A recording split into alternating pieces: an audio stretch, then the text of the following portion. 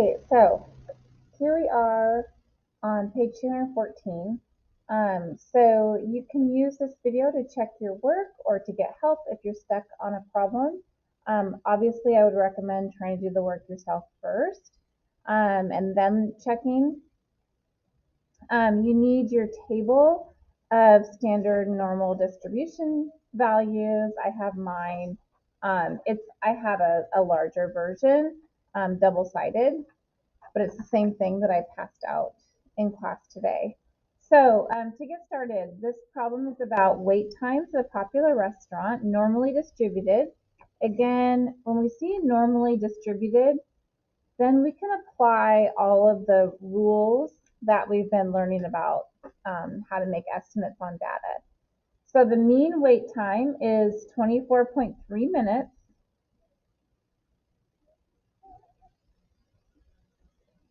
And the standard deviation is 3.2 minutes. Okay, so we're just going to use a calculator as needed. Between that and your table of standard normal distribution, you'll have everything you need to know. So the first thing I'm going to do, just to kind of give myself an understanding, the camera froze. Just to give myself an understanding of the data I'm working with, I'm going to go ahead and make just a little number line with that mean of 3.2 or 24.3 in the middle. This is the mean. And then 1, 2, 3 standard deviations on both sides. Okay. And I'm going to label those. It's late on Wednesday afternoon. So I am tired and I'm going to use my calculator for the standard deviations. 27.5 and then plus 3.2, 30.7, and then 33.9. And then the other direction, 24.3 minus 3.2 is 21.1, minus 3.2 again, 17.9, and one more time, 14.7. I think it's important to do that because sometimes the values in the next couple of questions might include numbers in that region. Okay, so the first question here, describe the number of minutes diners have to wait if their wait times are in the longest 10% of wait times for diners at this restaurant. So in the longest 10%, that means like over at this end of the graph. So 10% isn't a number that I'm really familiar with when it comes to like that 68, 95, 99.7. So I know I'm going to need to use this table somehow. Okay, so in the top, in the longest 10%, the longest 10%. So we have, if I kind of look at a curve, I know the longest 10% is going to be over here. And from what we learned today, so this is what the 10% represents. So whatever this number is that I'm looking for, it's going to be more than 90% of the data. So if this is 10% over here, then 90% is over here. So I'm going to go to the table here, and instead of looking at z-scores, I'm going to look for the percentage in all of this space that's the very closest to 90%. And so I see this is 90.320, and then the end of the row before it, 90.147, 89.9973. So this is actually the one that is closest to 90%. And the z-score for that percentage is 1.001. 1.28. 1.28 is the z-score. So I don't know this number yet, but what I do know is that this number minus the mean divided by the standard deviation is equal to the 1.28 z-score that I got off of the table. All right, so I'm going to use my calculator to solve this.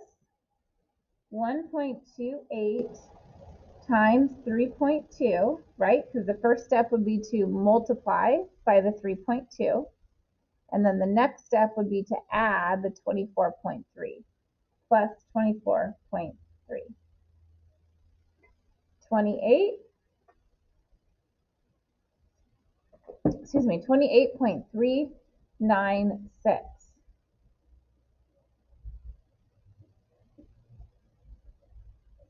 So about 28.4 minutes.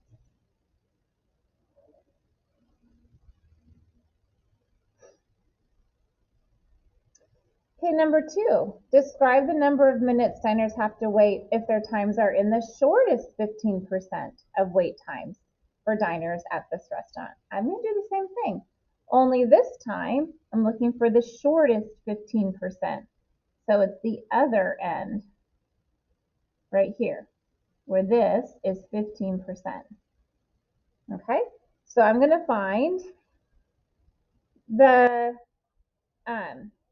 z-score closest to 15%. And I'm going to go on the negative side because this is under the mean, right? So it's on the negative side.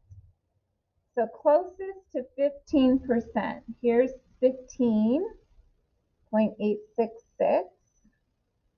These are getting closer and closer to 15%. And this is, I think this is the one. I think this is the very closest to 15% right here. So that's negative 1.04. I'm going to get that into my window so you can see it. The place in the table that I circled.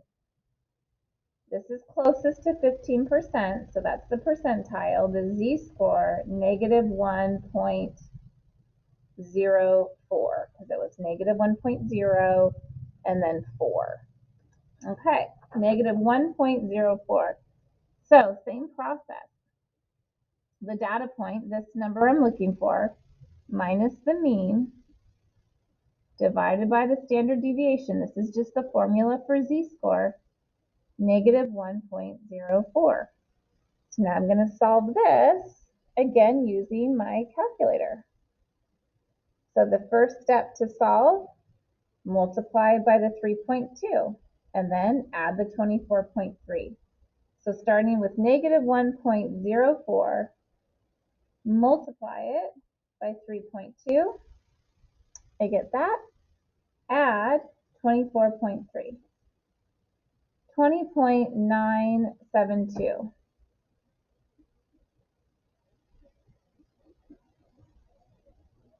And I would just, you could leave your answer like that, or you could round it. The 7 rounds the 9 up, which then rounds the 0 up. So it's about 21.0 minutes.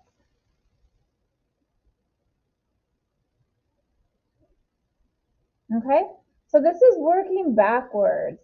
We know the percentage, we're looking for the data that makes that happen, the data point that makes that happen. Okay, number 3 and number 4, these are a little bit more complicated. So it says to find the wait times for the middle 50% of wait times for diners. So first we're going to draw an example of a normal distribution, shade approximately the middle 50% of the area under the curve. So the middle 50%, well, I know it's going to be closer. So this is our normal curve. I mean, I don't know exactly where it's going to be, but how about there? But if this is 50%, if there's 50% of the data in this region, then that means both of these regions have the other 50%. And if I would have drawn it perfectly, you would see they're also the same size. So 25% down here and 25% up here. So that's a key piece of information to understand. It's going to be 25% on both sides. And so I just answered part B. What percentage of the total area is unshaded to the left? What value marks the line between the unshaded and shaded parts? So we have to find this and this. I'm going to call that one Y. Okay. So to find those points, I'm going to follow the same, basically the same method as number 1 and number 2. So to find data point X, I'm going to find, since below X is 25%, I'm going to find the z-score that has a percentile closest to 25%. So closest to 25%, let's see, we have 28, and then kind of 27, 26. Oh, wait, I'm looking at too many decimal places. Sorry, down here.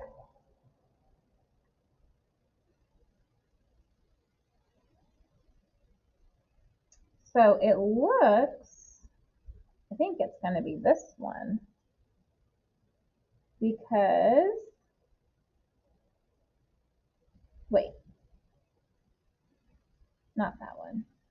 Closest to 25%. Here we go. The way that these numbers kind of get ordered starts to be a little bit confusing. So 25.143 versus 24.825. This one's actually closer to 25%. Because that's, yeah, this would be like 0.175 away, and this is 0.143 away. So this one's closer to 25%. Negative 0.67 is the top of this row. Negative 0.67, okay? So just remember that the z-score here is at negative 0.67. Okay, so I can find that data point, x minus the mean, divided by the standard deviation, is equal to negative 0.67. So negative 0.67 times 3.2 and then plus 24.3. 22.156.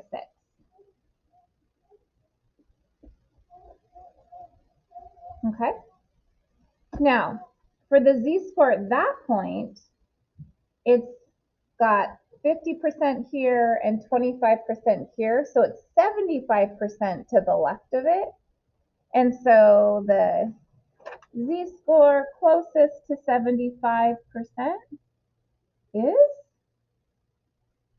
let's see, I think this one is closer by a little bit. Wait. 75 minus 74.857 versus 75 minus 75.175. Yes, this one is closer. Closest to 75%. So that z-score is 0.67. Oh, my camera froze.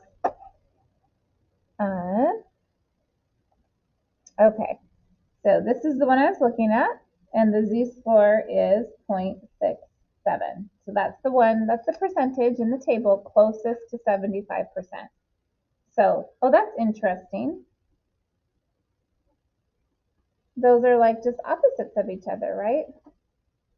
Okay, so to solve for y minus the mean divided by the standard deviation is equal to positive 0.67. And so 0.67 times 3.2 plus 24.3 is 26. So y is equal to 26.444. Okay. And so let's see here. The shade, so I was just answering D. The shaded region is between 22.156 and 26.444 minutes. 22.156 to 26.444 minutes. And, you know, as long as you showed your work up here, rounding the answer would have been fine. And I'm going to go ahead and let you figure out number 4. It's just like number 3, only this time you're looking for the middle 70%. So if we have 70% in this space, how much is on either side of it so that we have 100% altogether? And then you can use that information, find those two data points. All right, that's it.